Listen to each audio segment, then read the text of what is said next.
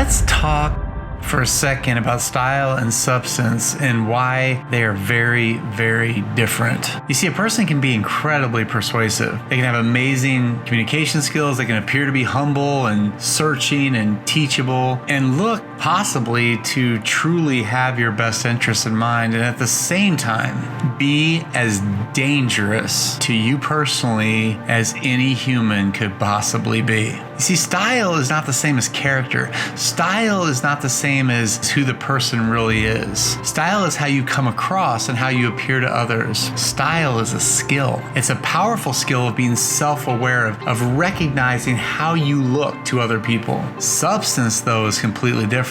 It is simply character. You are who you appear to be. What you say is true, even if you don't sound like the Harvard professor or a primetime anchor. You are who you say you are. You might not be the most beautiful person, but the content of your character is rock solid. You may not be the smartest person. You may not be the most charismatic person, but the content of your character is solid and you're reliable. And that, of course, is where true beauty comes from. You are who you appear to be. So the Apostle Paul might be the single most important minister in the history of Christendom. How did he talk about himself? In 1 Corinthians 2, 1-5, he said, "When I first came to you, dear brothers and sisters, I didn't use lofty words and impressive wisdom to tell you God's secret plan, for I decided that while I was with you, I would forget everything except Jesus Christ, the one who was crucified. I came to you in weakness, timid and trembling, and my message and my preaching were very plain. Rather than using clever and persuasive speeches, I relied only on the power of the Holy Spirit. I did this so you would trust not in human wisdom, but in the power of God." Timothy speaks later in the New Testament. This is in 2 Timothy 4. He says, "For a time is coming when people will no longer listen to sound and wholesome teaching. They'll follow their own desires and they'll look for teachers who will tell them whatever their itching ears want to hear. They'll reject the truth and chase after myths." You see, the problem with style is style can take us anywhere. Style has nothing to do with the truth, but we've been trained, we've been conditioned to look for style first. Paul, one of the most influential people in the history of the world, didn't embrace style at all. This is what I'm trying to get to. We have to start looking for the truth in everything. We follow people because they appeal to certain elements in our life that we're attracted to them because of the way they look, the way they talk, the way they speak, how they sound. But what we really need to find,